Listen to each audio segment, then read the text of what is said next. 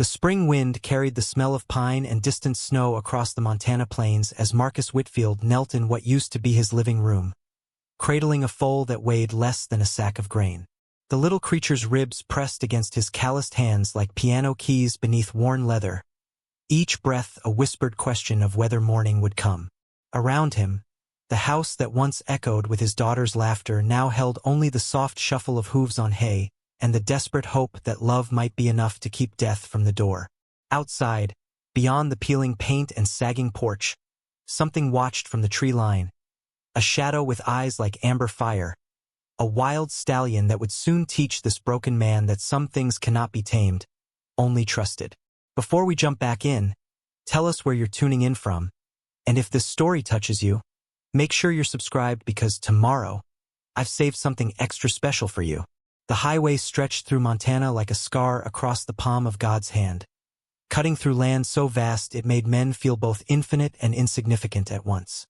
On either side, fields of wild grass bent beneath the weight of May sunshine, their golden heads nodding in agreement with secrets only the wind understood. Pine forests rose in dark clusters along the foothills, and beyond them, mountains pierced the sky with peaks still white from winter's last stand. It was country that demanded respect, that took more than it gave, that made promises it rarely kept. And somewhere in the middle of all that unforgiving beauty stood the Whitfield Ranch, or what remained of it. Marcus Whitfield had stopped seeing the beauty years ago. Now he saw only fence posts that needed replacing, roofs that leaked when the rains came hard, and pastures growing wild because he no longer had the heart to tend them properly. At 48, he looked older, the kind of aging that happens not from years but from carrying weight no man should have to bear alone.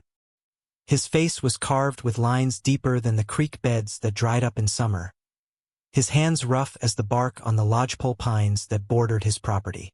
He moved through his days with the mechanical precision of someone going through motions rather than living through moments.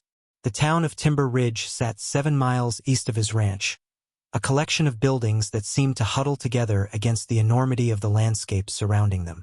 Main Street ran 4 blocks long, lined with establishments that had served the community for generations. Foster Feed and Supply anchored the north end, its wooden floors worn smooth by decades of boots tracking in dust and hope.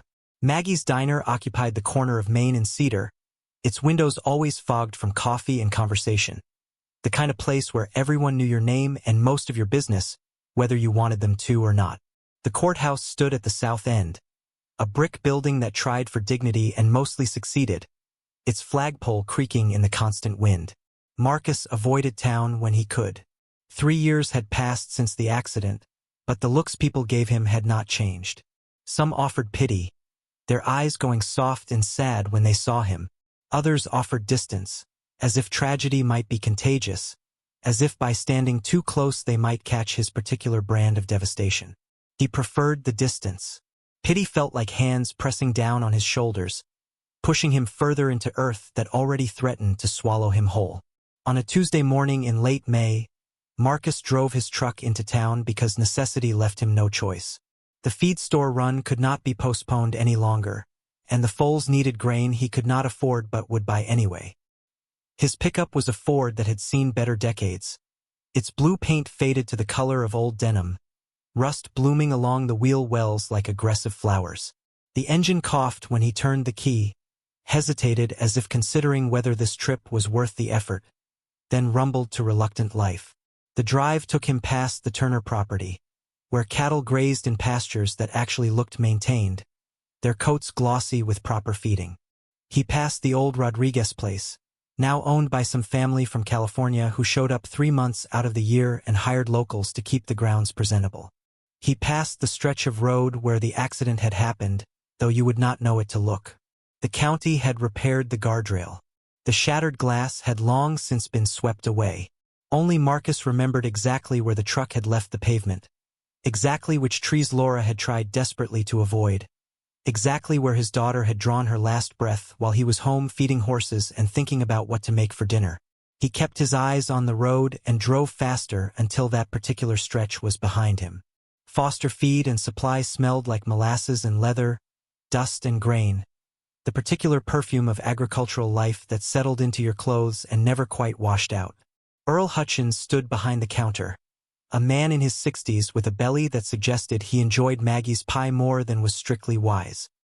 His face brightened when Marcus entered, then dimmed slightly, the way it always did, that flash of sympathy he tried to hide beneath professional courtesy. Marcus kept his voice level and his words few. He needed grain, the cheapest they had, 2 bags if Earl could spot him until next week when the disability check arrived. Earl nodded, wrote it down in the ledger he still kept by hand despite his daughter's insistence that computers would make everything easier. As Earl disappeared into the back to load the bags, the door chimed and 2 ranchers entered, their conversation already in progress. They did not notice Marcus at first, or perhaps they did and simply did not care. Their voices carried easily in the open space, discussing the matter that had occupied Timber Ridge's attention for the past several weeks. A wild Mustang herd had been spotted in the northern ranges, coming down from the mountains more frequently, getting bolder.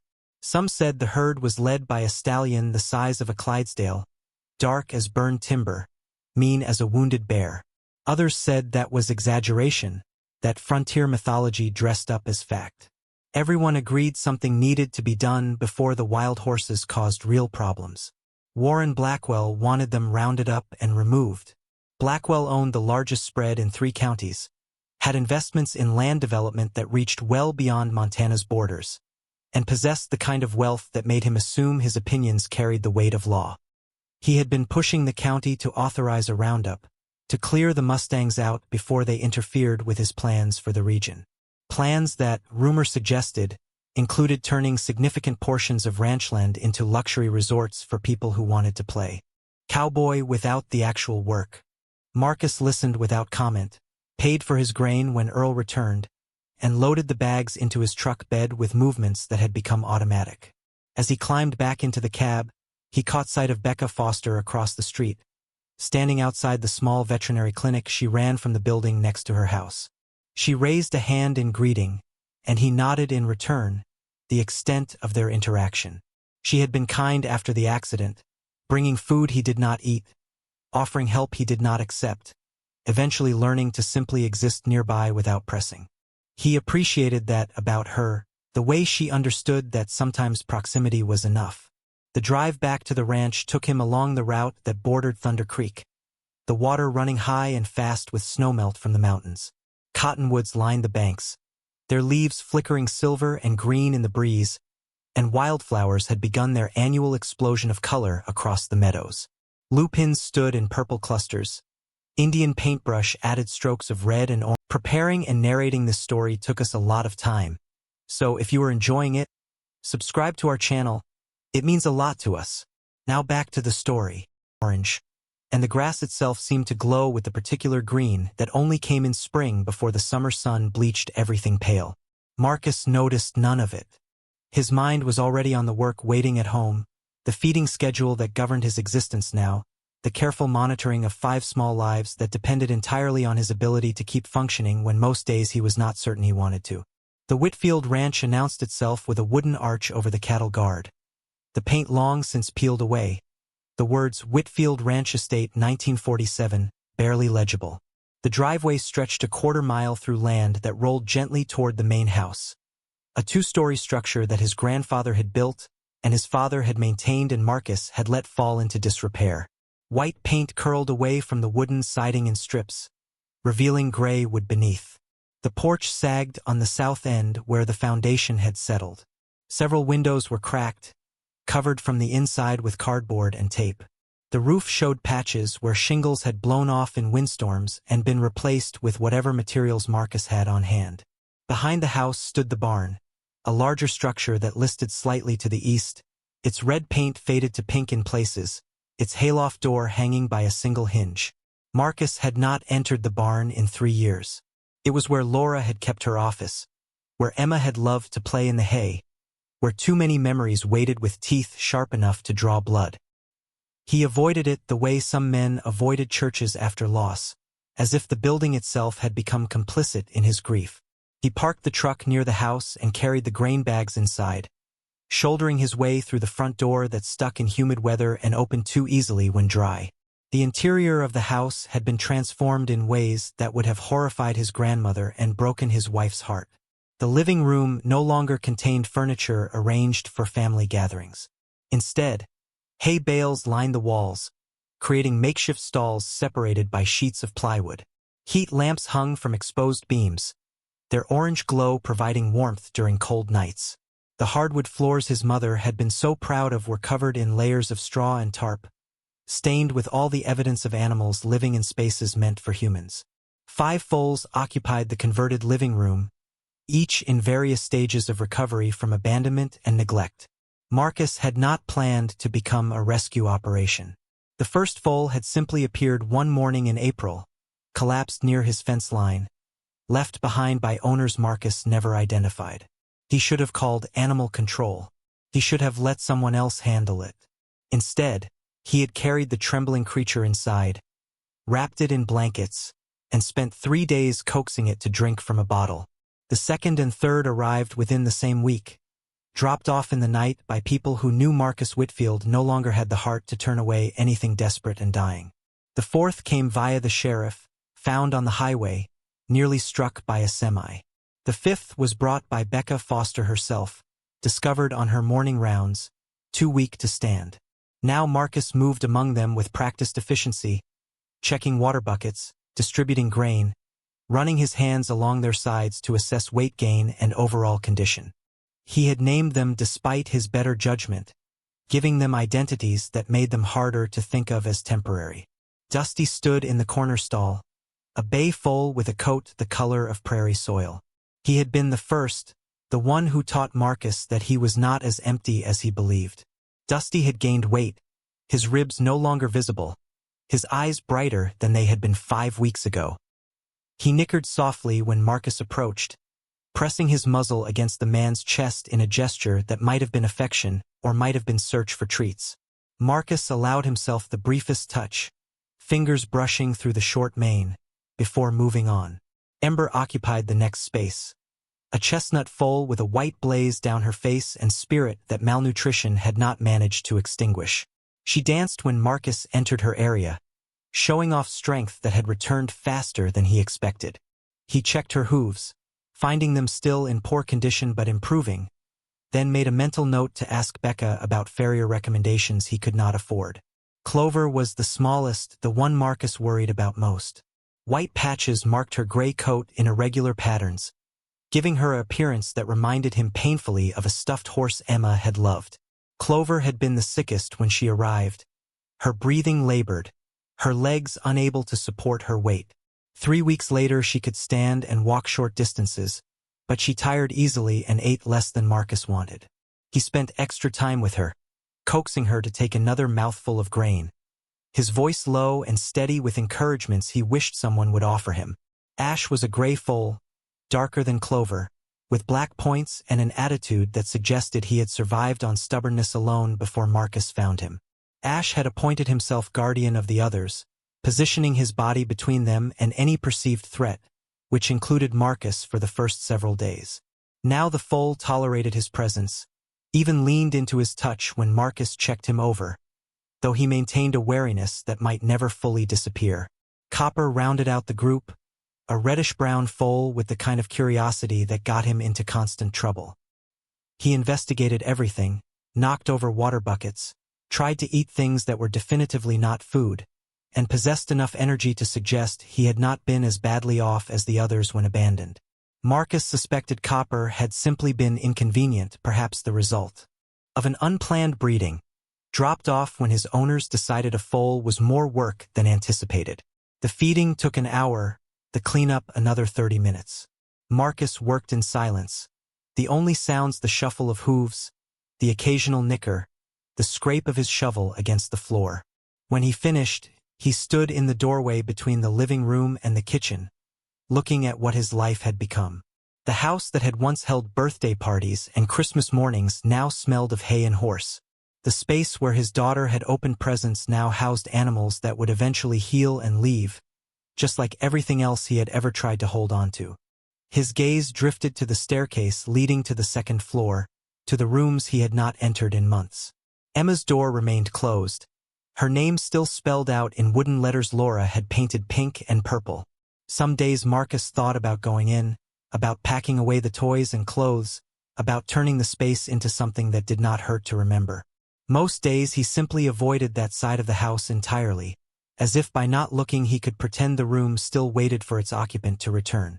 The kitchen still functioned, barely, though Marcus used it more for preparing full bottles than cooking meals. The refrigerator held medications and supplements alongside the few groceries he bothered to buy for himself.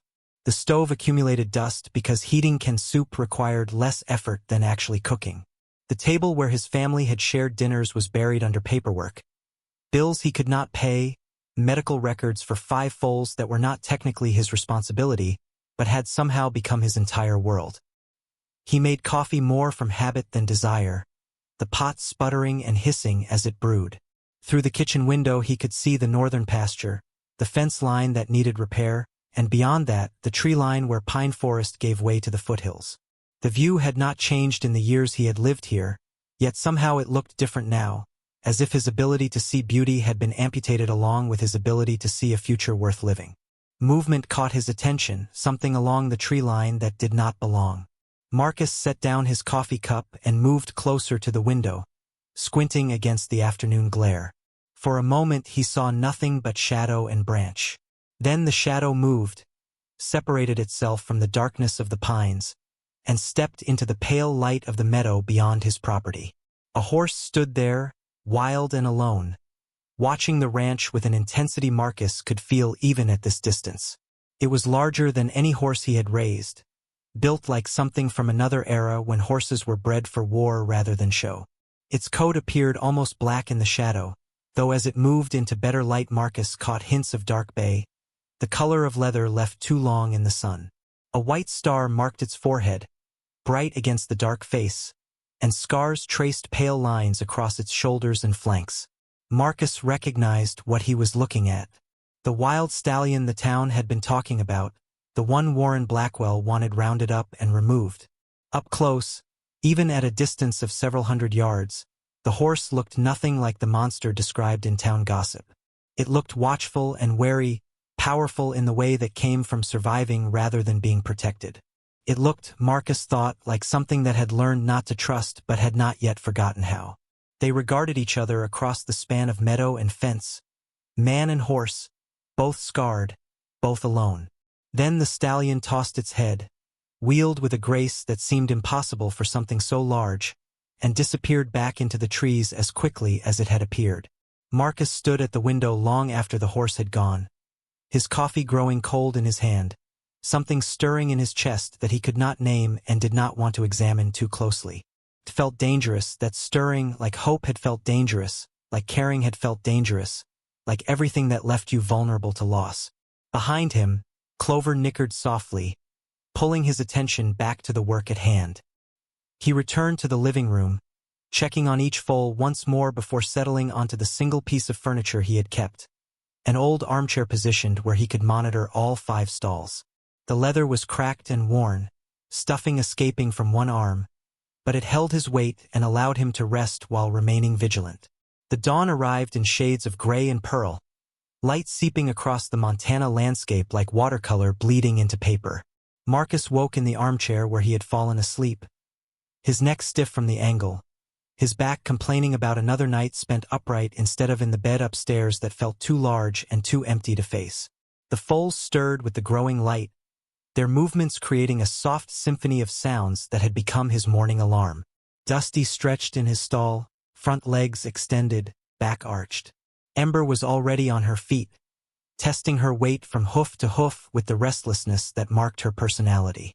Clover remained lying down, but her eyes were open, tracking Marcus as he rose and moved toward the kitchen. The routine had calcified into ritual over the past weeks.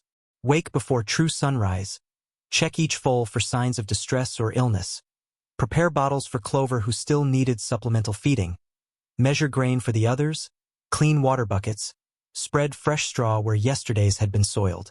The tasks consumed the early hours, required no thought beyond simple execution, and kept his hands busy enough that his mind occasionally forgot to remember everything he had lost. The kitchen faucet sputtered before releasing water into the large pot Marcus used for warming bottles. The plumbing in the house had never been reliable, prone to airlocks and pressure drops that his father had lived with and Marcus continued to tolerate. While the water heated on the stove, he pulled formula powder from the cabinet, measured it with the precision of someone who had learned that too much or too little could mean the difference between a foal that thrived and one that merely survived. Through the window above the sink, the northern pasture stretched empty in the early light. No sign of the stallion this morning, though Marcus found himself looking longer than necessary, searching the tree line for movement that did not come. He told himself it was simple curiosity, concern about wild horses on his property, nothing more than the practical awareness any rancher would maintain. The lie sat uncomfortably, but he let it stand. Clover drank her bottle with less enthusiasm than Marcus wanted, her pulse weak, her attention drifting. He supported her head with one hand while holding the bottle with the other, murmuring encouragement that sounded hollow even to his own ears. The vet had said she might not make it, that sometimes the damage from neglect went too deep to reverse, that Marcus should prepare himself for the possibility of loss. He had nodded as if he understood, as if he had not already learned that lesson in the most brutal way possible, as if preparation made grief any lighter to carry. When the bottle was half empty and Clover turned her head away with finality, Marcus set it aside and simply sat with her, one hand resting on her neck, feeling the heat of her body and the flutter of pulse beneath his palm. She leaned into his touch with trust he had not earned but accepted anyway, her eyes half closing, her breathing evening out into something that might have been contentment or might have been exhaustion. He could not tell the difference anymore, could not distinguish between peace and surrender, between rest and giving up. The sun had fully cleared the horizon by the time he finished with all 5 foals, his shirt damp with sweat despite the cool morning air, his muscles reminding him that 48 was not the same as 38, that bodies kept score even when minds tried to forget. He stood in the center of what had been his living room, surrounded by evidence of choices he had not consciously made but somehow could not unmake. The smart thing would be to call the county, to have them take the foals to a proper facility with trained staff and adequate funding. The smart thing would be to stop pretending he was helping when mostly he was just delaying the inevitable. He did not do the smart thing. He never had been good at that. The truck needed gas, which meant another trip to town, which meant another round of looks and whispers and the particular loneliness that came from being surrounded by people who knew your story but not your pain. Marcus considered putting it off, rationing the remaining fuel for another day or two. But the feed was running low again and Clover needed medication the vet had prescribed. Delay was not an option, no matter how much he might wish it otherwise. Timber Ridge looked the same as it always did, as if the town existed in a pocket of time that moved slower than the world beyond. The same trucks parked outside Maggie's diner, the same flags hanging limp in the still air, the same storefront windows displaying merchandise that had occupied the same positions for months or years. Marcus pulled into the gas station on the edge of town, a 2-pump operation run by a man named Davis who had the decency to keep conversations brief and transactions impersonal. While the pump clicked its way toward a full tank Marcus could barely afford, he watched the town wake up around him. The diner door opened and closed, releasing the smell of bacon and coffee. A group of ranchers gathered outside the feed store, their postures suggesting serious discussion rather than casual chat.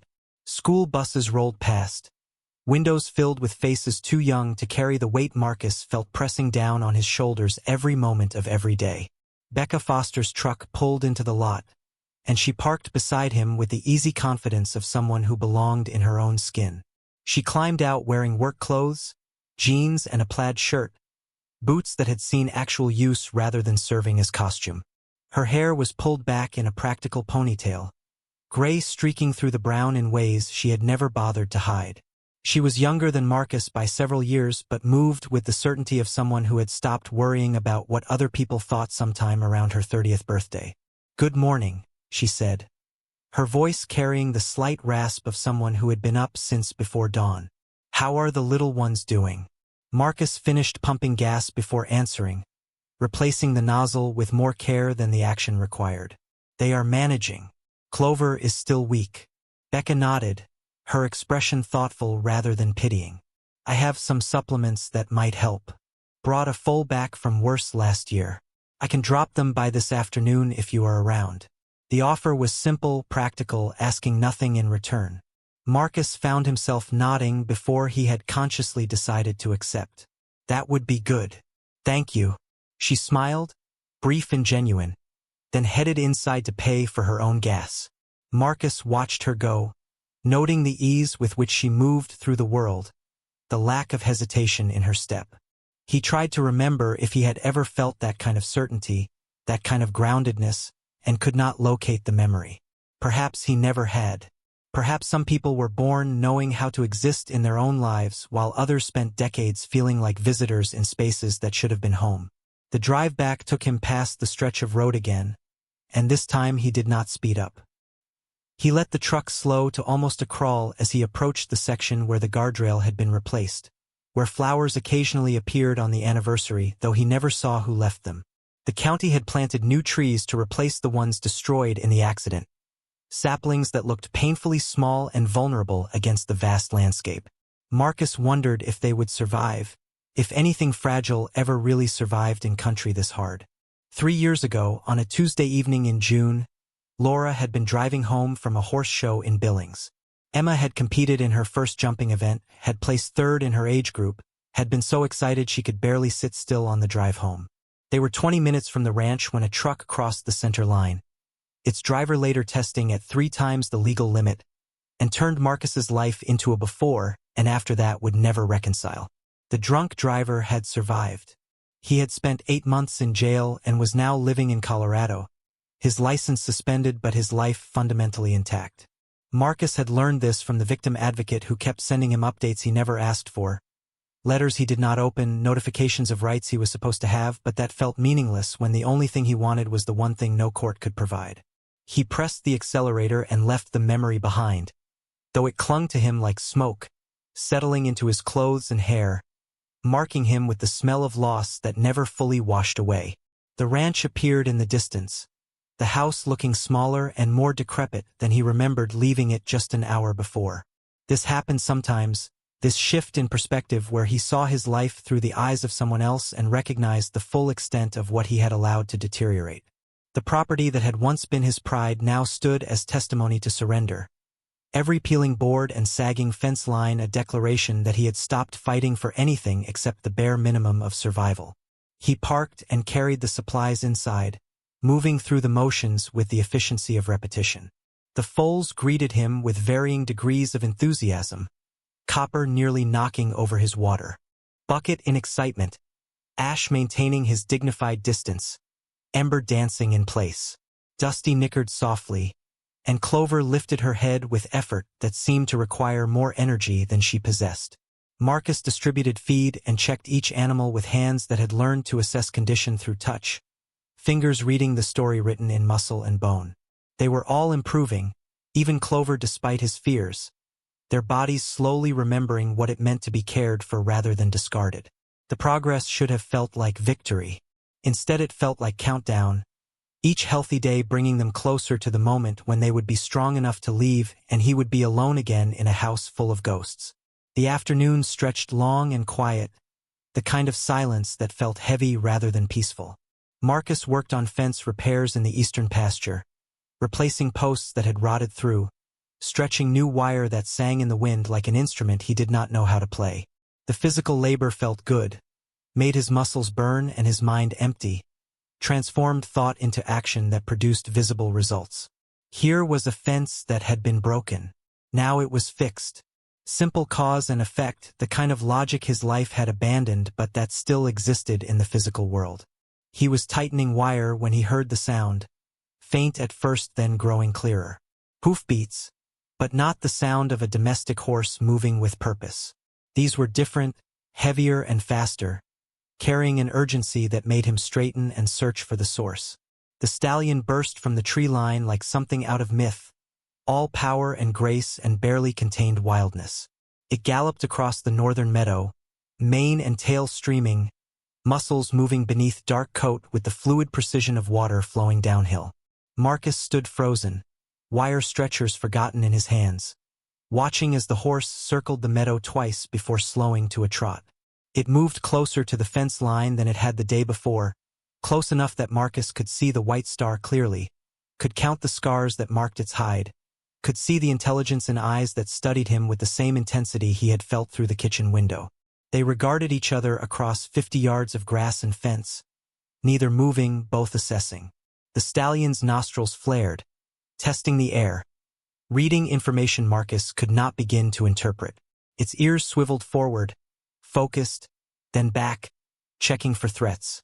Everything about the horse spoke of survival instincts honed by necessity, of learning to trust nothing and no one because trust was a luxury the wild could not afford. Marcus understood that. He lived it every day. The moment stretched, suspended in the afternoon light, until the stallion snorted once. A sound that might have been challenge or greeting, and wheeled away.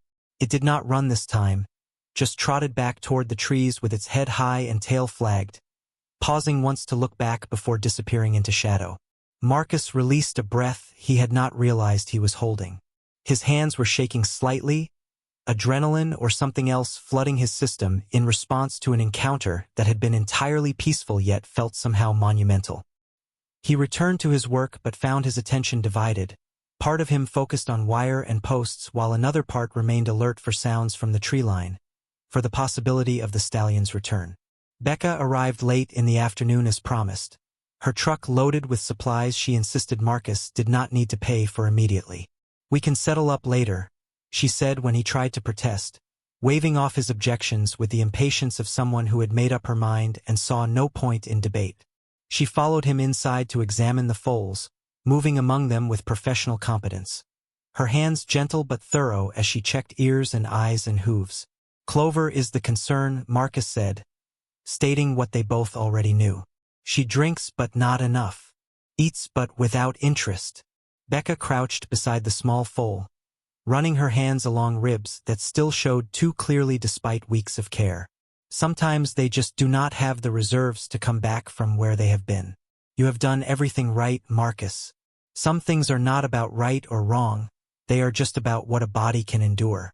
The words settled over him like a blanket, warm and suffocating.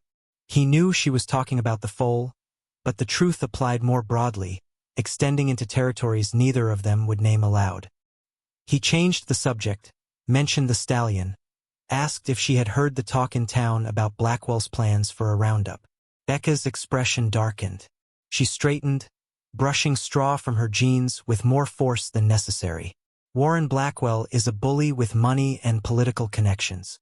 He does not care about the land or the horses. He cares about development deals and profit margins. Those Mustangs have been in these mountains longer than any of our families have been in Montana. They have as much right to be here as we do. You will not find many in town who agree with that," Marcus said. "No," Becca agreed, her voice sharp with frustration. "Most people think the same way Blackwell does. That wild means worthless, that anything not serving human purposes needs to be controlled or removed. It is the same thinking that leads people to abandon foals when they become inconvenient." She gathered her supplies and headed for the door, then paused on the threshold. "That stallion you saw," she said. "I have seen him too. There is something different about that horse, Marcus. Something that makes me think maybe Wild is not worthless after all. Maybe Wild is just honest." She left before he could respond, her truck kicking up dust as she drove away. Marcus stood in the doorway watching until she disappeared, her words echoing in his head. Maybe Wild is just honest. He thought about the stallion, about the way it moved with complete authenticity, nothing hidden or performed, just pure existence without apology or explanation. He thought about his own life, about the masks he wore in town, about the way he pretended to be coping when mostly he was just continuing. Night fell gradually, the sky moving through its nightly performance of color and light. Marcus fed the foals their evening meal, administered Clover's medication, changed water buckets, and spread fresh straw. The work was endless and repetitive, but it gave shape to hours that might otherwise drift into darkness more dangerous than the kind that came with sunset. He heated soup for himself but ate only half, his appetite as diminished as it had been for 3 years. The kitchen felt cavernous despite its actual modest size, every surface holding memories that rose like steam when he was too tired to keep them contained. Laura had loved to cook, had filled this space with smells and sounds and warmth that Marcus had taken for granted until it was gone. Emma had done homework at this table, her papers spreading across the surface, while she asked questions about math problems Marcus only sometimes knew how to solve. He washed his bowl and spoon, dried them, put them away. The simple act of cleaning up after himself felt like defiance somehow, a refusal to surrender completely even though most days surrender seemed like the easier path.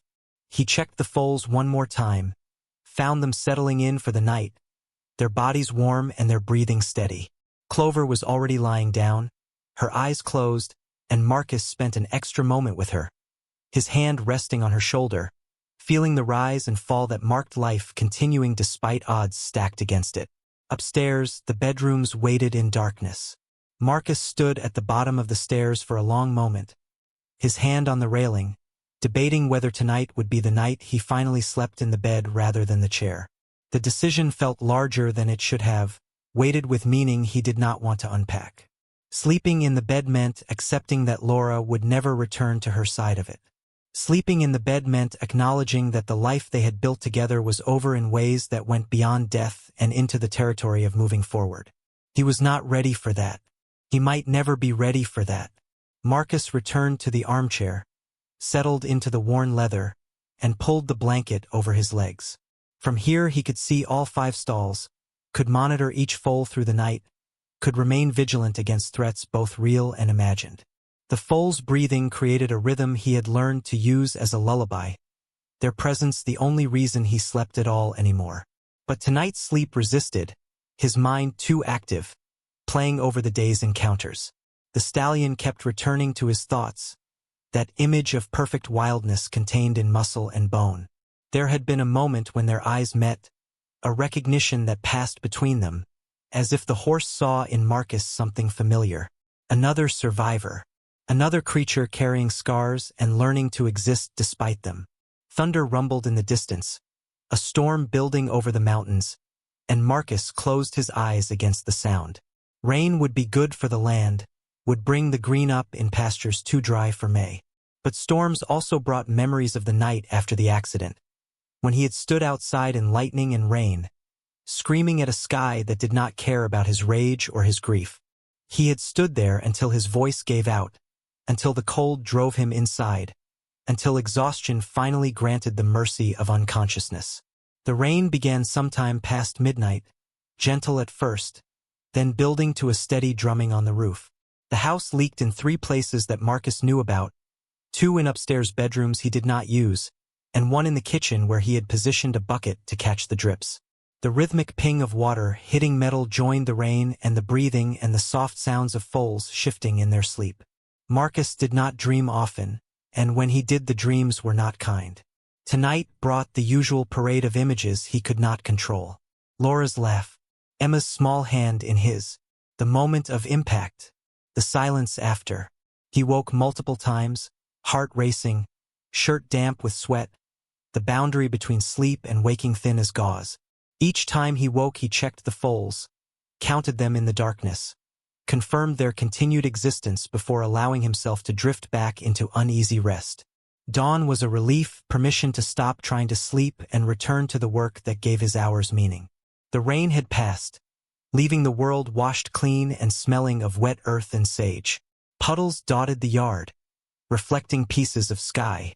Marcus moved through his morning routine with hands that knew the motions even when his mind wandered, feeding and checking and cleaning with the efficiency of long practice.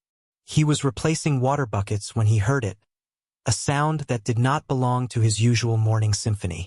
A nicker from outside, too deep to be one of the foals, too close to be from the neighboring property. Marcus straightened, water sloshing over the rim of the bucket he held, and turned toward the kitchen window. The stallion stood in his yard, just beyond the porch, as if it had walked up to the house like a domestic horse expecting breakfast. Morning light caught on its dark coat, turned the white star into something that seemed to glow. Steam rose from its body in the cool air, evidence of a hard run or night spent in the rain. Its mane was tangled with burrs and bits of branch, its tail thick and wild as creek water at flood stage. They stared at each other through the window, man and horse, separated by glass and something more fundamental than physical barriers.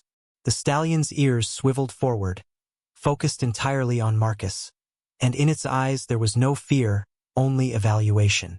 Whatever it saw must have satisfied some internal measure because it took 2 steps closer, near enough now that Marcus could see the old scars clearly, the evidence of a life lived without the protection of fences or barns or human intervention. Marcus set down the water bucket slowly, afraid to make sudden movements, and walked to the front door. His hand hovered over the knob for a moment, hesitating, as if opening the door might break whatever spell had brought the stallion here. Then he turned the handle and stepped onto the porch. The horse did not bolt. It stood its ground, watching him emerge into the morning, its body coiled with potential energy but not panic. Marcus moved to the porch railing and stopped, giving the stallion space, offering no threat. They studied each other in the growing light, 2 scarred creatures testing the possibility of something neither could name but both seemed to need. The stallion took another step forward, close enough now that Marcus could have reached out and touched it if he dared. He did not dare. Instead, he simply stood there, breathing in time with the horse's breath, feeling something shift in the architecture of his carefully constructed solitude. The wild horse had chosen to approach, had crossed the boundary between forest and farm, between freedom and the risk of human contact. Had done so for reasons Marcus could not begin to understand but that felt significant in ways that went beyond logic. Minutes passed, marked by nothing but breath and heartbeat and the slow wheel of sun across sky. Then the stallion turned, calm and unhurried, and walked back toward the tree line. It paused at the edge of the clearing, looked back once with those amber eyes, and disappeared into shadow. Marcus stood on his porch long after the horse had gone, his hands gripping the railing, his heart doing something complicated in his chest. For 3 years he had believed himself incapable of feeling anything beyond grief's narrow bandwidth. But standing there in the aftermath of the stallion's visit, he felt something else stirring. Not happiness, he was not ready for that. But curiosity, maybe. Interest. The faint possibility that the world might still hold experiences worth paying attention to. Inside, Clover nickered, calling him back to work. Marcus pushed away from the railing and returned to his morning routine. But everything felt slightly different now, as if the stallion's visit had adjusted the lens through which he viewed his life. The work was still work. The grief was still grief. But somewhere in the middle of it, something had cracked open just wide enough to let in a sliver of light. The weeks that followed brought a pattern Marcus had not anticipated. The stallion returned, not every day but often enough that its appearances became something he found himself waiting for without quite admitting he was waiting. Sometimes the horse materialized at dawn, standing in the yard like a question Marcus did not know how to answer. Other times it appeared in late afternoon, watching from the fence line as Marcus worked in the pastures. Once he woke in the middle of the night to find the stallion silhouetted against moonlight outside the kitchen window, so still it might have been carved from shadow. Marcus never approached. He had learned enough about horses in his 48 years to understand that with wild animals, trust could not be taken, only offered and accepted on terms the creature set for itself. So he went about his work and let the stallion watch, let it grow accustomed to his presence the way he was growing accustomed to its appearances. They existed in parallel orbits, circling each other without collision, learning a language that required no words. The foals continued their recovery with varying degrees of success. Dusty had gained enough weight that his ribs no longer showed through his coat, and he moved with confidence that suggested he would be ready for adoption within another month. Ember's spirit had fully returned, and she spent her days testing the boundaries of her stall, looking for escape routes and adventures, her energy sometimes exhausting to manage. Ash maintained his protective stance over the others, but he had begun to seek out Marcus's touch rather than merely tolerating it, pressing his head against the man's chest in moments of quiet connection. Copper remained the easiest of the group, friendly and curious, investigating everything within reach and several things that should have been beyond it. Marcus had caught him trying to eat the leather off a work glove, attempting to drink from the mop bucket, and once discovered him somehow tangled in a lead rope he had pulled down from a hook 6 feet off the ground. The foal's antics provided moments of lightness in days otherwise heavy with responsibility and routine. But Clover worried him. She had stabilized but not truly improved, existing in a plateau between sick and well that could tip either direction with little warning. She ate when coaxed but never with enthusiasm. She stood and walked when necessary but spent most of her time lying down, conserving energy her body seemed unable to generate. Her eyes tracked Marcus when he moved through the room, and in them he saw something he recognized too well, a weariness that went beyond physical exhaustion into the territory of souls that had forgotten why continuing mattered. He spent extra time with her every day, sitting in the straw beside her small form, talking in low tones about nothing in particular. Sometimes he told her about Emma, stories he had not spoken aloud in 3 years. How his daughter had loved horses from the time she could walk, how she had insisted on sleeping in the barn when a mare was foaling, how she had cried when they sold her first pony because she had outgrown it. The memories hurt coming out, sharp as broken glass in his throat, but Clover seemed to listen, her ears flicking toward his voice, and somehow that made the pain bearable. Becca stopped by twice a week, ostensibly to check on the foals, but really, Marcus suspected, to check on him. She brought supplies she claimed were extras from her clinic, medications that happened to be exactly what Clover needed, grain supplements she said she had overordered. He accepted her help with reluctance that gradually transformed into something closer to gratitude, though he still struggled with the feeling that accepting kindness meant admitting he could not manage alone. One afternoon in early June, she arrived while Marcus was mucking out stalls, his shirt dark with sweat, his hair plastered to his forehead. She leaned against the doorframe watching him work, and when he finally acknowledged her presence, she spoke without preamble. The town council is meeting next week about the Mustang situation. Warren Blackwell has been pushing hard for authorization to round them up. He has hired contractors, lined up holding facilities, made all the arrangements. He just needs official approval. Marcus continued working, his shovel scraping against the floor. That is his right. They are wild horses on public land. Becca's expression tightened. Public land that borders your property. Public land those horses have used for generations.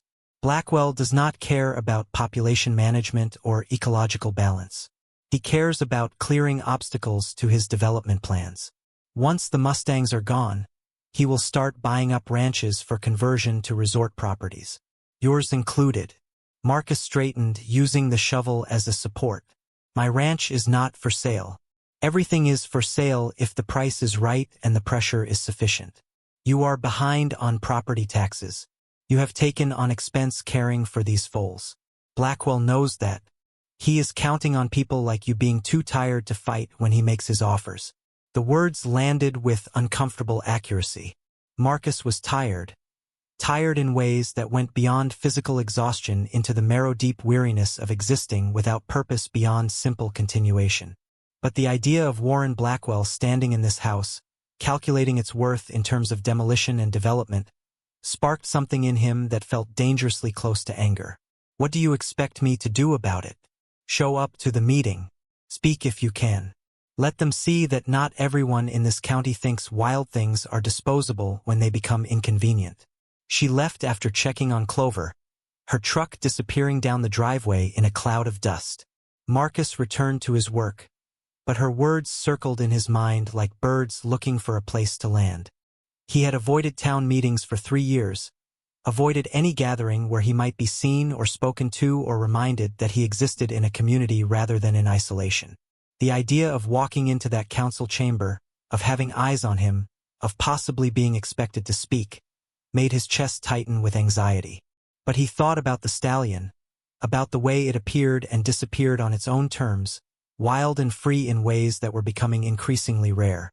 He thought about what it would mean if Blackwell succeeded, if the Mustangs were rounded up and removed, if the mountains beyond his property became empty of their presence. Something in him recoiled at the idea, though he could not have articulated why their fate should matter to him when he had trouble caring about his own. That evening, as he sat in the armchair watching the foals settle for the night, he heard the now familiar sound of hoofbeats approaching. The stallion emerged from the tree line in the last light of day, its form outlined against the purple sky. It came closer than it ever had before, crossing the yard to stand just beyond the porch steps, so near that Marcus could hear its breathing, could smell the wild scent of pine and grass and distance that clung to its coat. Marcus rose slowly and walked to the door. He opened it with care and stepped onto the porch, his movements deliberate, unthreatening. The stallion watched him with those amber eyes, ears forward, body alert but not alarmed. They stood that way as darkness gathered, as the first stars appeared overhead, as the temperature dropped and night sounds began their chorus around them. "What do you want?" Marcus asked quietly, not expecting an answer, barely aware he had spoken aloud. The stallion pawed the ground once, a gesture that might have been impatience or communication or simple horse behavior without deeper meaning. Then it did something it had never done before. It took a step forward, closing the distance between them to barely an arm's length, and lowered its head. Marcus held his breath. Every instinct told him this was a test, a moment of significance he did not fully understand but needed to handle correctly. Slowly, so slowly he barely seemed to move at all, he extended his hand. Palm up, non-threatening, an offering of contact the horse could accept or reject. The stallion stretched its neck forward, nostrils flaring, reading information from Marcus's, scent that humans could never consciously share. Its muzzle touched his palm, warm and soft, breath huffing against his skin. The contact lasted maybe 3 seconds before the horse pulled back. But those 3 seconds rewired something in Marcus's understanding of what was possible between broken things that chose to trust anyway. The stallion turned and trotted away, but before it reached the tree line it stopped and looked back, as if making sure Marcus understood something important had just occurred. Then it was gone, swallowed by shadow and distance, leaving Marcus standing on his porch with his hand still extended, his palm still warm from contact, his heart doing something in his chest that felt almost like hope. He went inside and checked on the foals. Clover was lying down, her breathing shallow but steady, and when Marcus knelt beside her, she lifted her head and pressed it against his chest. The gesture, so similar to what the stallion had just offered, nearly undid him. He wrapped his arms around the small foal and let himself acknowledge what he had been avoiding. He was becoming attached, not just to Clover but to all of them, to the daily rhythm of caring for creatures that needed him, to the way their presence had filled spaces in his house and his life that had been empty for too long. Attachment meant vulnerability.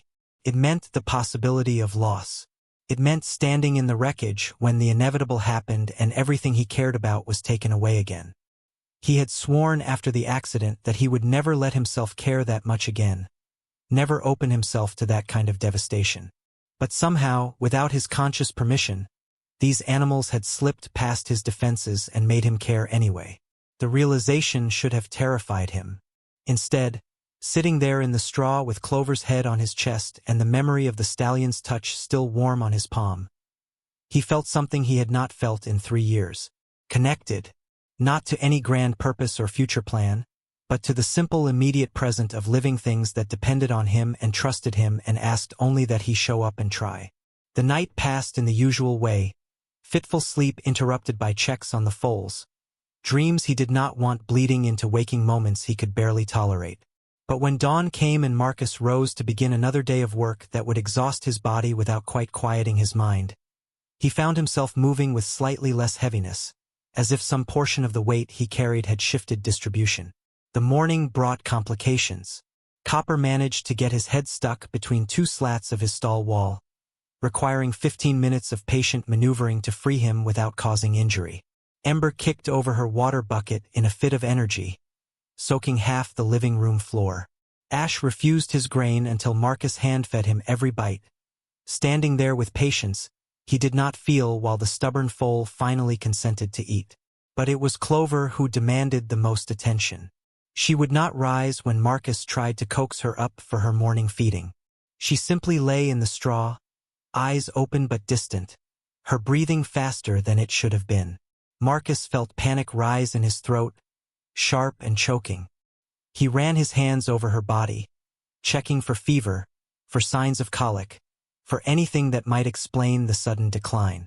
She was warm but not hot, uncomfortable but not in obvious pain, just profoundly exhausted in ways that suggested her body had finally reached the limit of what it could endure. He called Becca, his voice rougher than intended as he described what he was seeing. She arrived within 20 minutes, her medical bag already in hand, her face set in lines of professional concentration. She examined Clover with thorough care, listening to her heart and lungs, checking her gums, palpating her abdomen. When she straightened, her expression told Marcus what he already knew but desperately did not want to hear. Her system is shutting down. She is not in acute distress, but her body is giving up. Sometimes when they have been neglected this severely, the damage is too extensive. Even with the best care, sometimes there is just not enough left to work with. What can I do? Becca's eyes were kind but honest. Keep her comfortable. Talk to her. Let her know she is not alone. That is all we can do now. She left medication for pain management, instructions Marcus barely heard through the rushing in his ears, and departed with a hand briefly on his shoulder that might have been meant as comfort but felt like confirmation of failure. Marcus returned to Clover's side and lowered himself into the straw. He gathered the small foal's head into his lap, his fingers moving gently through her short mane, and began to speak. He told her about Emma, about how his daughter would have loved her, would have sat in this exact spot doing exactly this. He told her about the day Emma was born, how small she had been, how terrified he had felt holding her for the first time, how that terror had transformed into the fiercest love he had ever known. He told her about teaching Emma to ride, about her first fall and her first ribbon, about the sound of her laughter when a foal nuzzled her pocket looking for treats. He told her about the accident, about the call from the hospital, about arriving too late to say goodbye, about the 3 years he had spent trying to figure out how to keep living when the only person who made living worthwhile was gone. He told her things he had never said aloud, admissions he had barely made to himself, and Clover lay in his lap and listened with ears that flickered at the sound of his voice even as her breathing grew more labored. Hours passed. The other foals grew quiet, as if sensing something significant was occurring. Sunlight moved across the floor, marking time in ways that felt both too fast and impossibly slow. Marcus talked until his voice grew hoarse, until he ran out of stories to tell, until the only thing left was truth stripped of any protective coating. "I did not want to care about you," he whispered. "I did not want to care about any of this, because caring means it hurts when you leave. And I am so tired of hurting. But you made me care anyway. All of you did. And I am grateful for that, even though I hate it, even though I wish I could go back to not feeling anything. You reminded me what it means to matter to someone, to have a reason to wake up, to be needed." Clover's breathing hitched, and Marcus felt his own breath catch in response. He gathered her closer, supporting her weight completely now, feeling the bird-fast beat of her heart against his chest. He bent his head over hers and let the tears come, silent and hot, soaking into her coat. He cried for her and for Emma and for Laura and for himself, for everything lost and everything that could never be recovered. He cried until he had nothing left, and still he held her, unwilling to let go even though he knew letting go was the only kindness left to offer. The room grew darker as afternoon faded toward evening. The other foals remained silent, watchful, and Marcus sat in the straw holding a dying creature who had trusted him to keep her safe, when he had not been able to keep anything safe. As the sun touched the horizon, painting the room in shades of gold and amber, Clover sighed, a sound so soft Marcus almost missed it. Her body relaxed completely in his arms, the tension draining out of her all at once, and he knew. He knew the way you always know when life leaves and what remains is just the vessel it inhabited. He sat there holding her as the light faded, as darkness claimed the room, as the moment stretched into something that felt suspended outside of normal time. When he finally laid her down and stood, his legs were numb, his back screaming, his face stiff with dried tears. He covered her with a blanket, unable to leave her exposed, then walked outside into air that felt too clean, too normal, too indifferent to what had just occurred. The stallion stood in the yard as if it had been waiting. It approached Marcus slowly, each step deliberate, and when it reached him it did something entirely unexpected. It pressed its head against Marcus's chest, right over his heart, and held it there. The gesture was so human in its intent, so clearly an offering of comfort, that Marcus's knees nearly buckled. He wrapped his arms around the horse's neck and held on, his face buried in the wild mane, his body shaking with grief he could no longer contain. They stood that way as stars emerged overhead, as the night grew cold, as the world continued its rotation without pausing for one man's loss. And when Marcus finally released his hold, when the stallion stepped back and looked at him with eyes that held something that might have been understanding, he felt fractionally less alone than he had moments before. The horse did not leave immediately. It stayed in the yard, grazing the sparse grass, circling back to check on Marcus every few minutes as if making sure he was still standing. And Marcus did stand, because standing was what you did, because the other foals still needed feeding, because life continued its demands regardless of whether you felt capable of meeting them. He buried Clover at dawn the next morning, in the meadow beyond the northern pasture where wildflowers grew thick and the view stretched toward mountains that seemed to hold up the sky. He dug the hole by hand, refusing the efficiency of machinery, needing the physical labor to process what his mind could not fully accept. Each shovelful of earth was a prayer of sorts, a ritual that gave his hands purpose when his heart felt purposeless. Becca arrived as he was filling in the grave.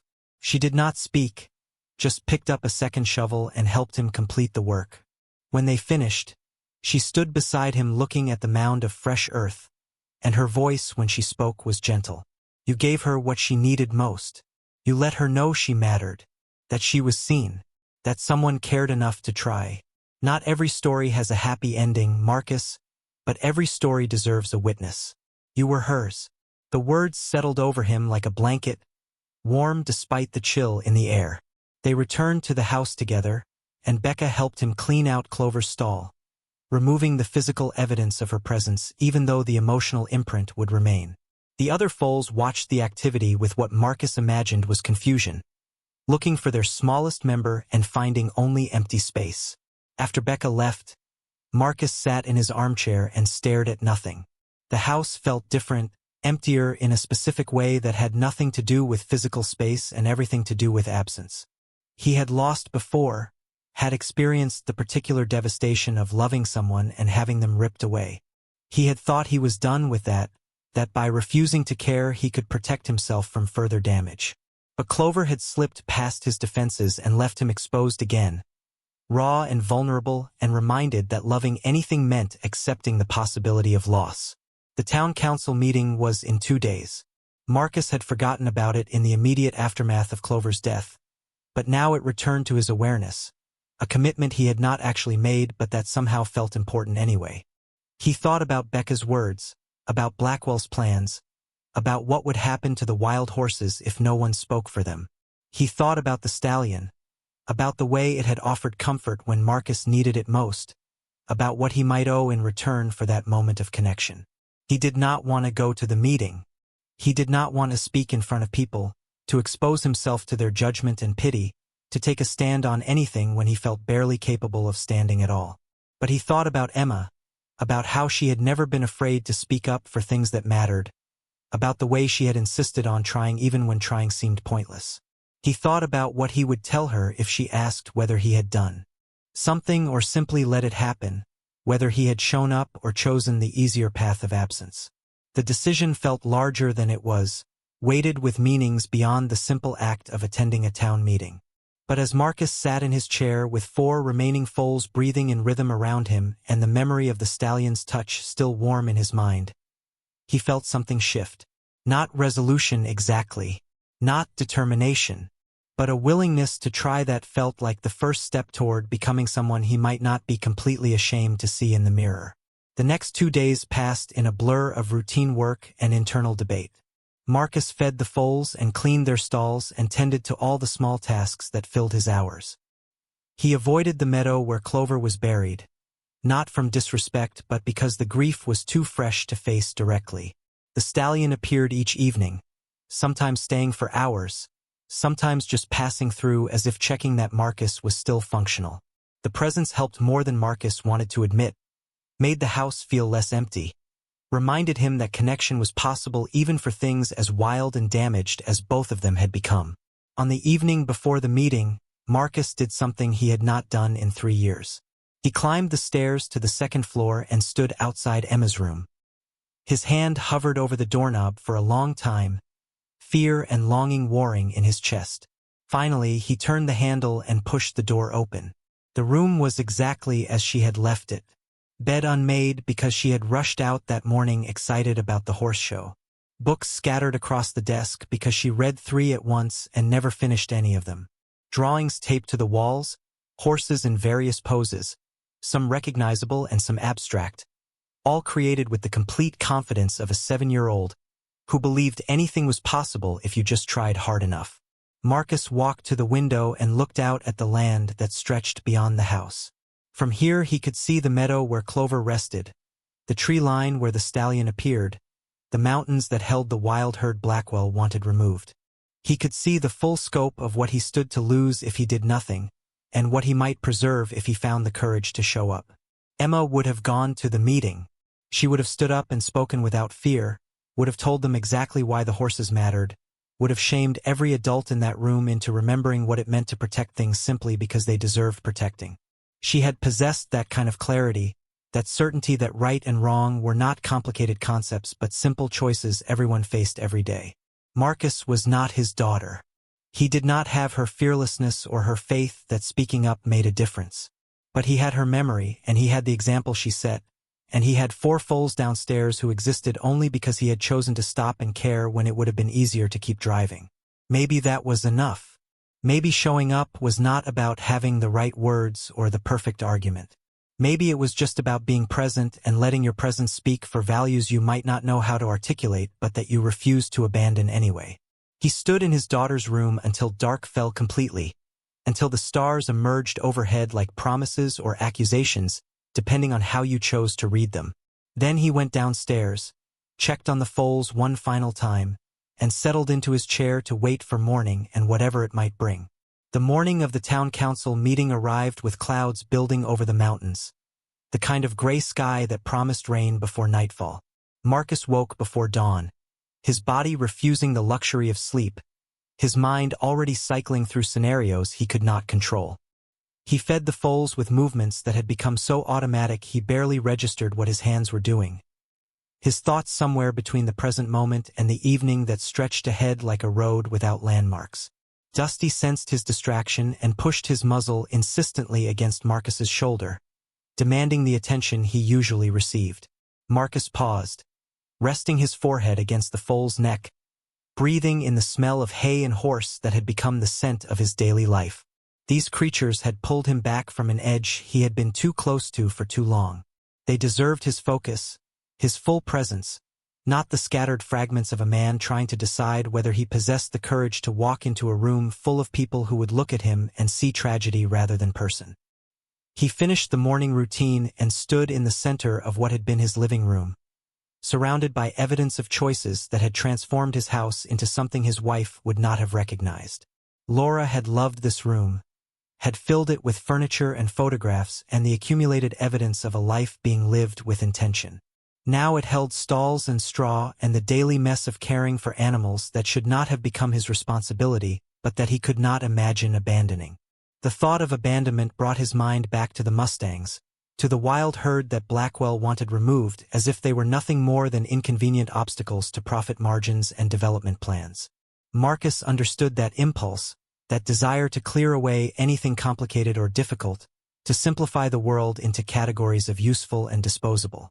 He had lived in that mindset for 3 years, had treated his own life as something to be endured rather than engaged with, had reduced his existence to the bare minimum required for biological continuation. But the stallion had challenged that. The foals had challenged that.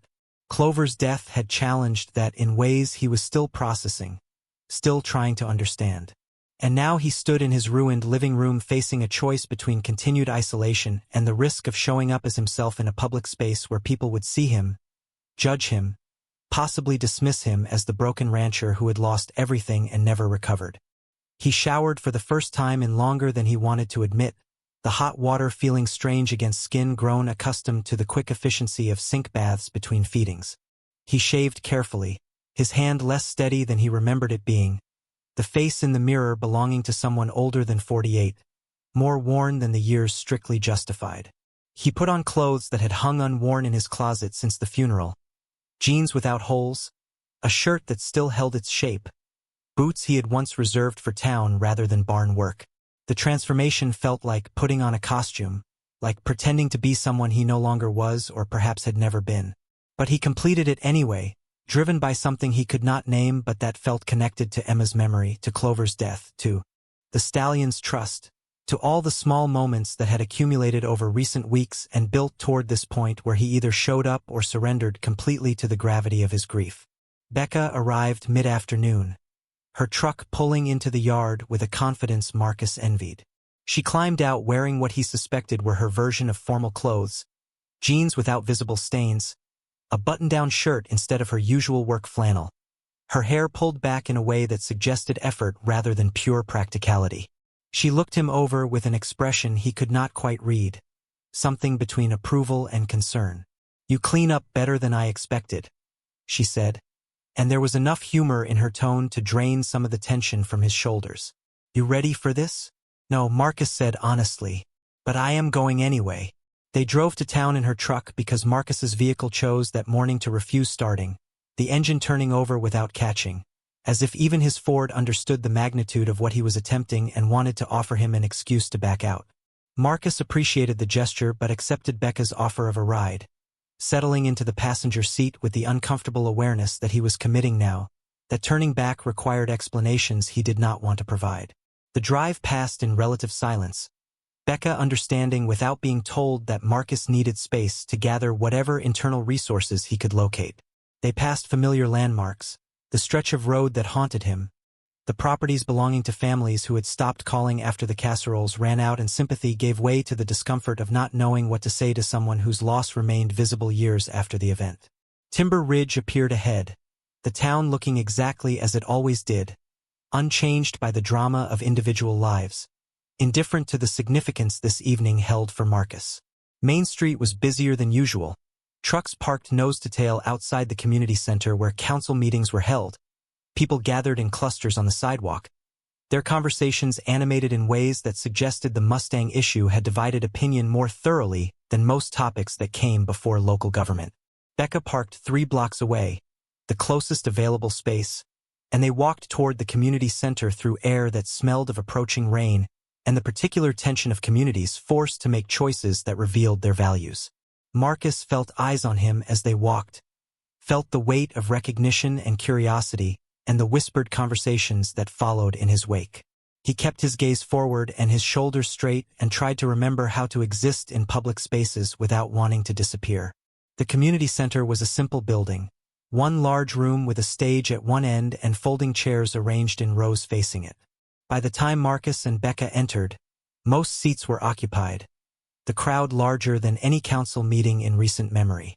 They found chairs near the back, Marcus grateful for the positioning that allowed him to observe without being too visible, to be present without being prominent. The council members filed in and took their positions at the table on the stage. Mayor Patricia Whitmore presided, a woman in her late 60s who had served the town for longer than Marcus had lived here, her face lined with the accumulated weight of small-town politics and competing interests. Sheriff Raymond Hayes sat to her right, his uniform pressed, his expression carefully neutral. 3 other council members rounded out the table, local business owners Marcus recognized but did not know well.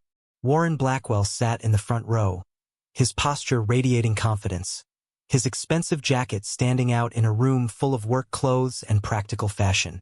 Beside him sat his lawyer, Gordon Reeves, a man whose entire bearing suggested city origins and contempt for rural concerns.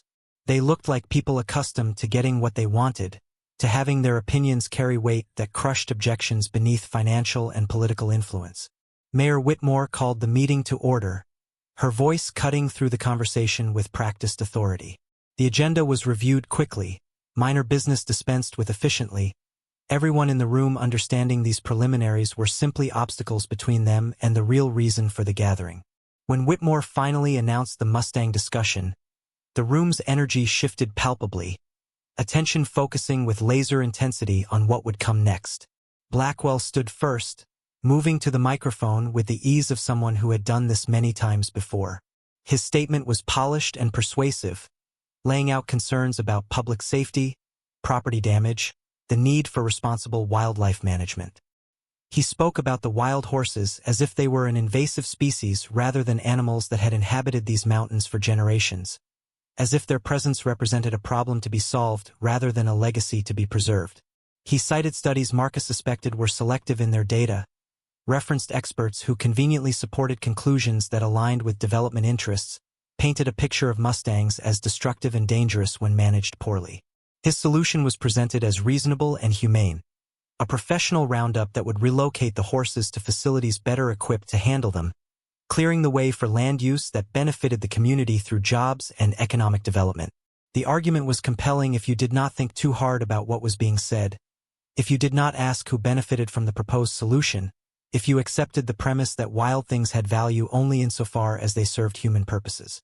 Marcus watched faces in the crowd, saw some nodding in agreement, saw others looking troubled but uncertain, saw the way money and polish could make cruelty sound like common sense. When Blackwell finished, Reeves stood and added legal weight to the argument, citing county regulations and state statutes, building a framework that made opposition seem not just impractical but potentially illegal. The presentation was a masterclass in using authority and expertise to foreclose debate, to make the outcome feel inevitable before discussion truly began. Then the floor opened for public comment, and the room erupted with voices trying to be heard.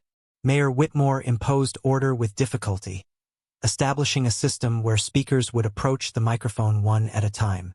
The first several speakers supported Blackwell, ranchers concerned about competition for grazing land, business owners seduced by promises of development dollars, people who genuinely believed the Mustangs represented more trouble than they were worth.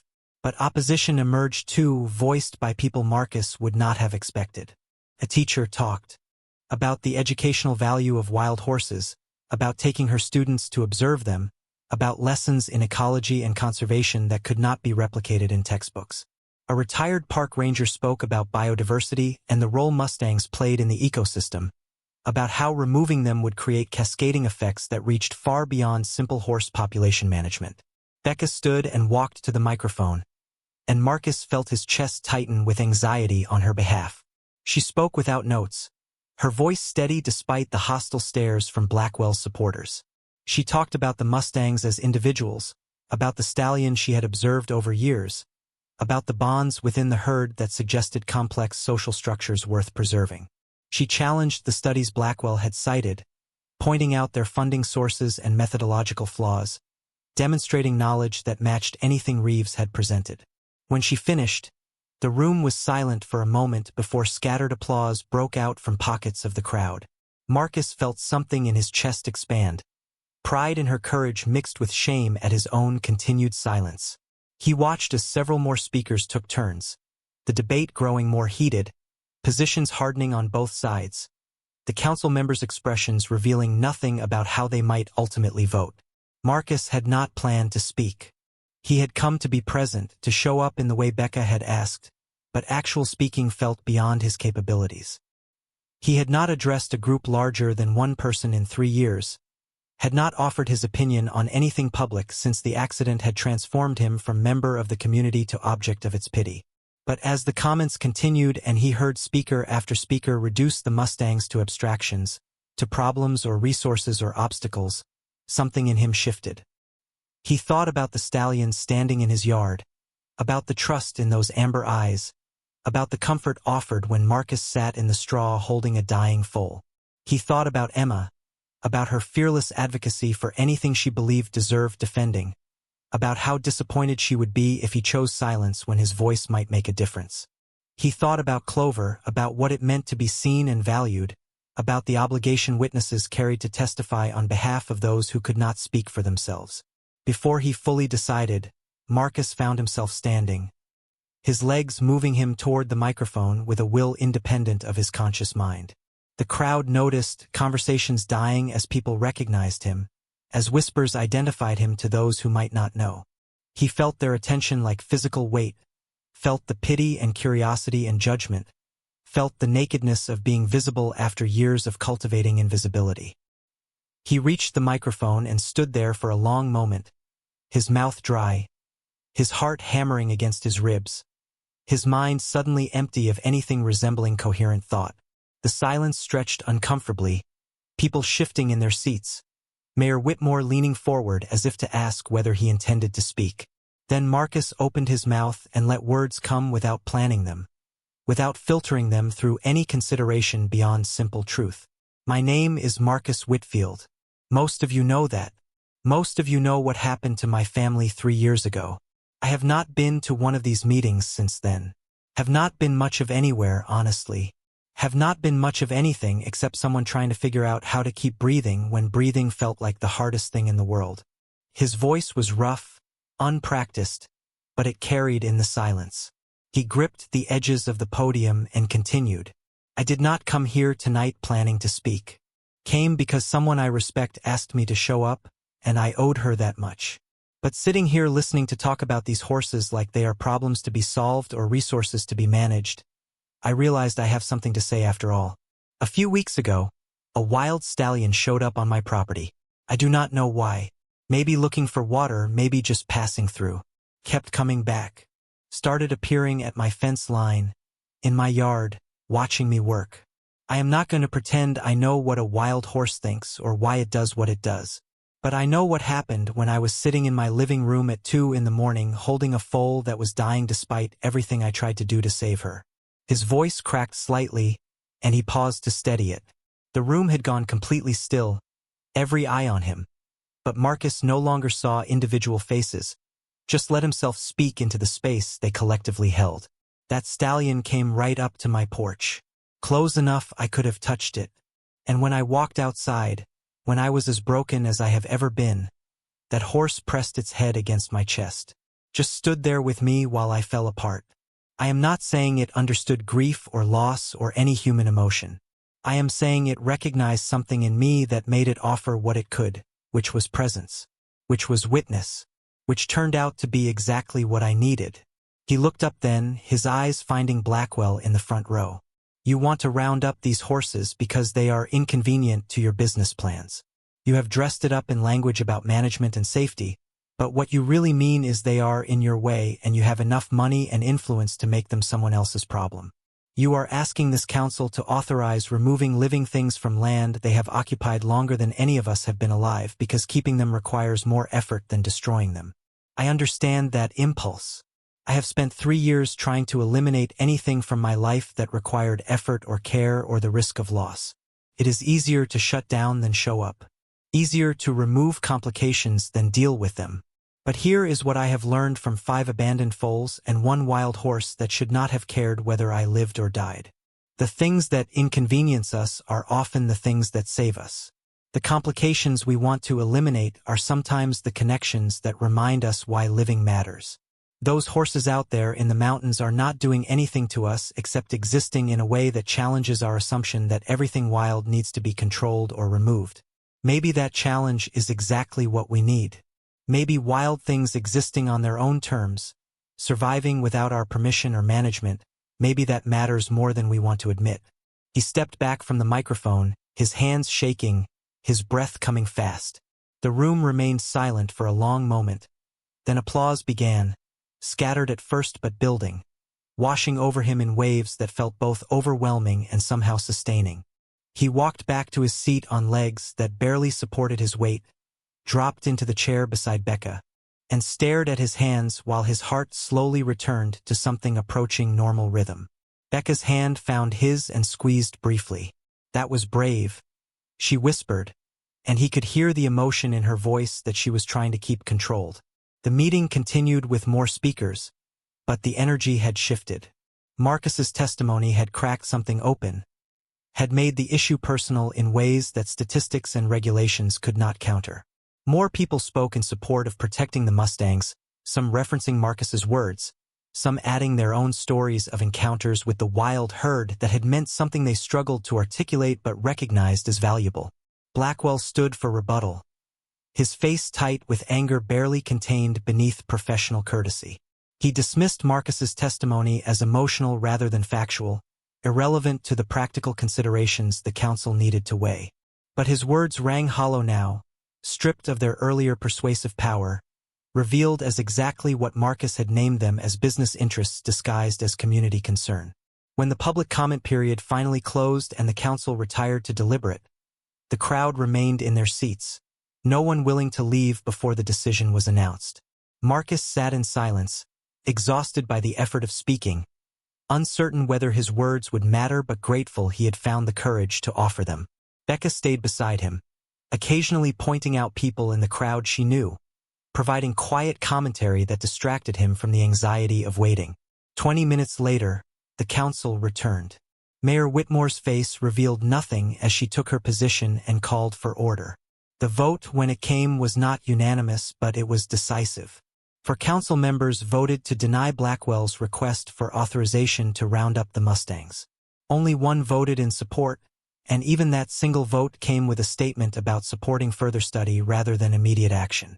The room erupted, some cheering, others grumbling, Blackwell standing and storming out with Reeves trailing behind, their departure suggesting this was not over, that money and influence would find other avenues to pursue what direct request had failed to achieve. But for tonight, for this moment, the Mustangs had protection, their continued existence secured by a community that had chosen to value wild things even when valuing them proved inconvenient.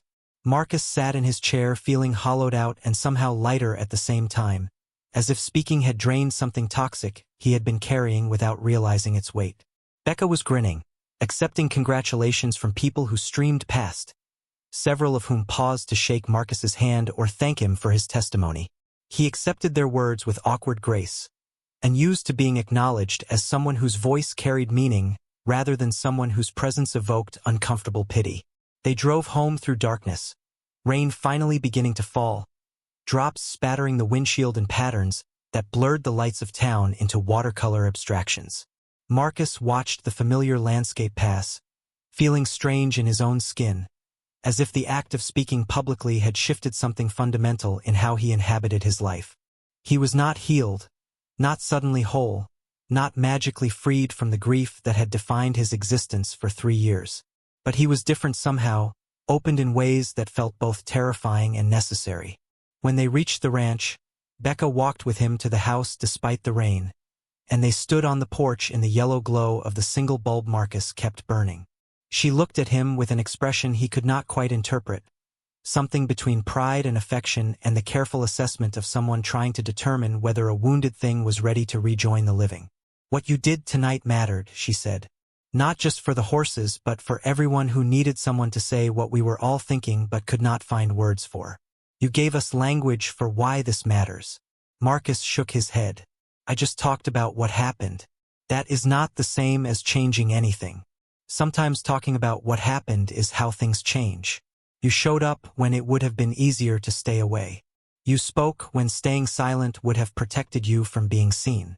That is courage, Marcus, whether you want to call it that or not." She left before he could respond, her truck disappearing into the rainy darkness.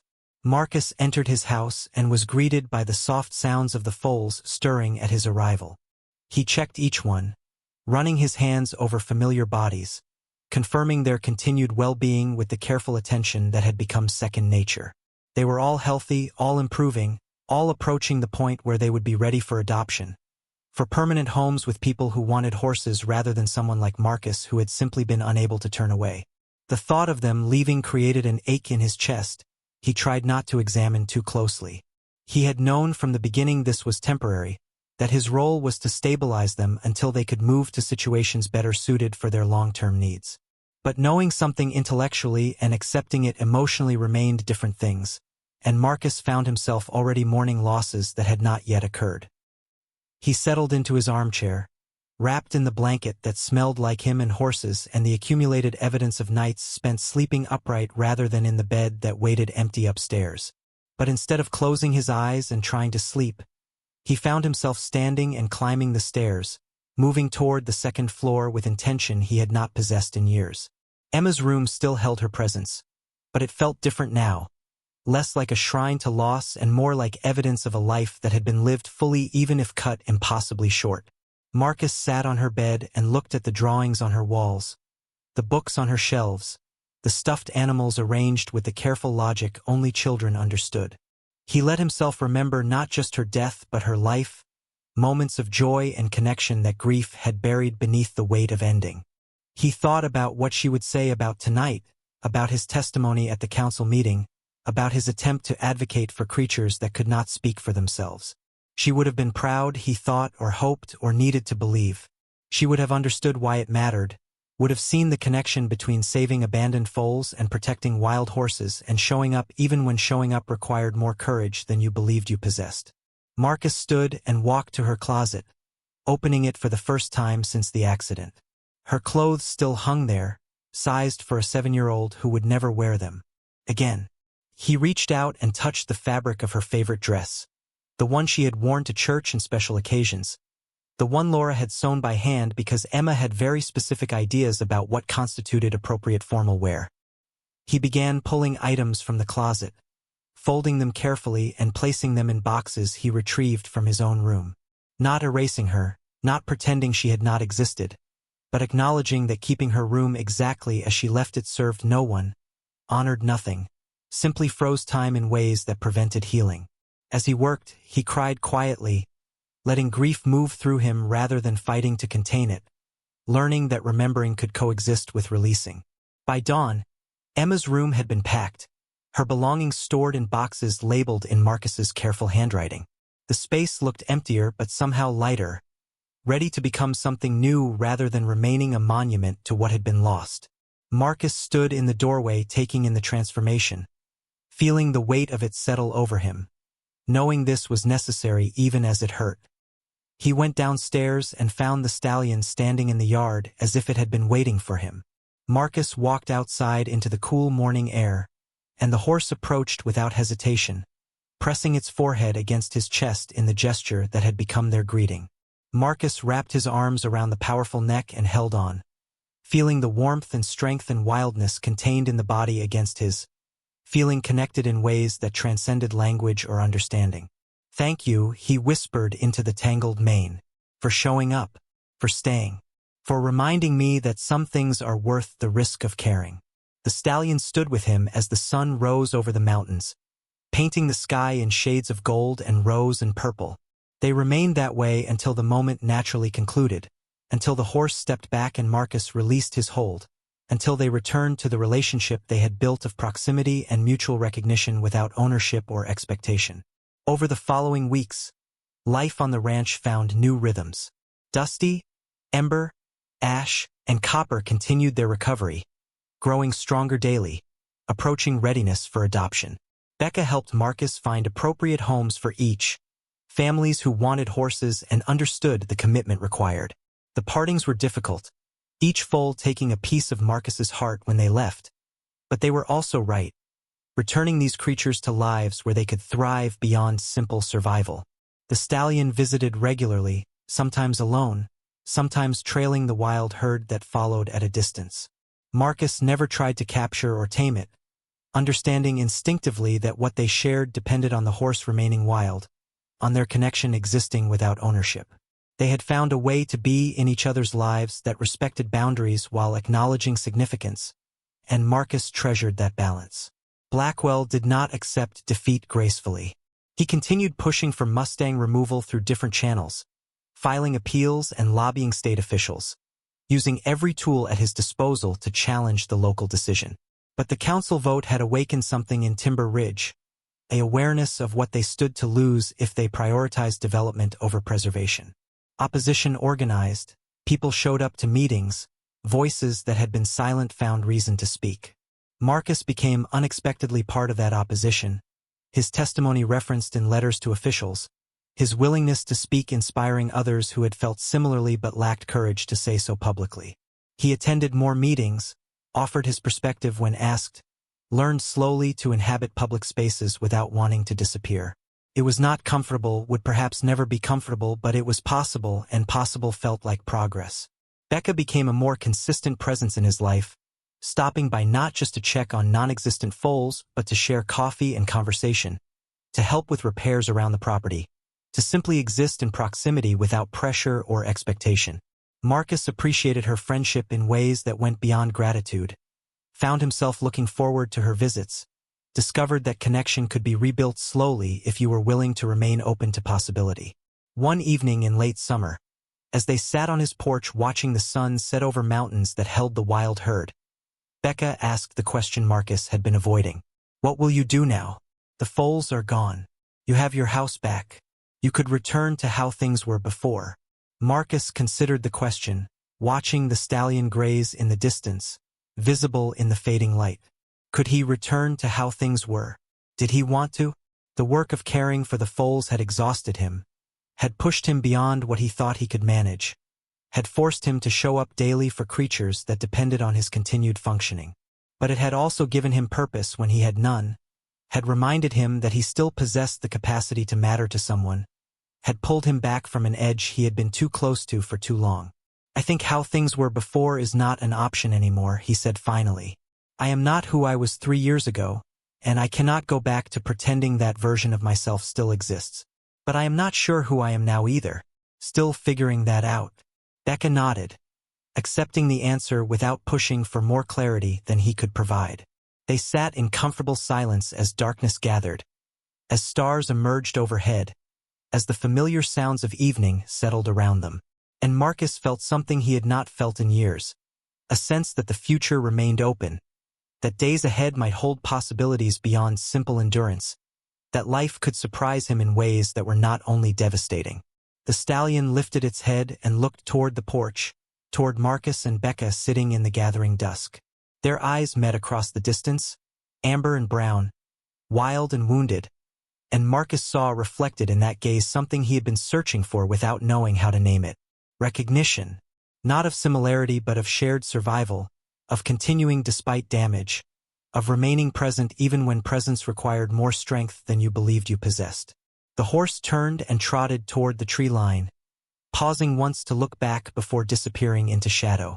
Marcus watched until he could no longer distinguish horse from darkness, then turned his attention to the woman beside him, to the house behind him that had become shelter for more than just himself, to the land stretching away in all directions holding wild things that persisted because some people chose to value persistence over convenience. He thought about Emma, about how proud she would be of what he had built here, however accidentally, however reluctantly. He thought about Laura, about whether she would recognize the man he was becoming or if too much had changed for recognition to bridge the distance.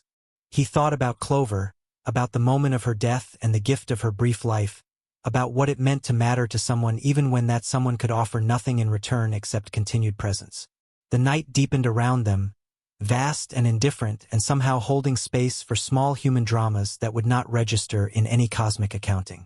Marcus sat on his porch with a friend who had not given up on him, surrounded by land that asked nothing except that he show up and try, beneath stars that had witnessed everything he had lost and continued shining regardless.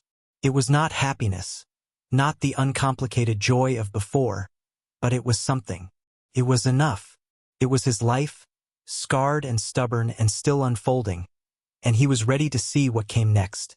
Up next, you've got 2 more standout stories right on your screen. If this one hit the mark, you won't want to pass these up. Just click and check them out.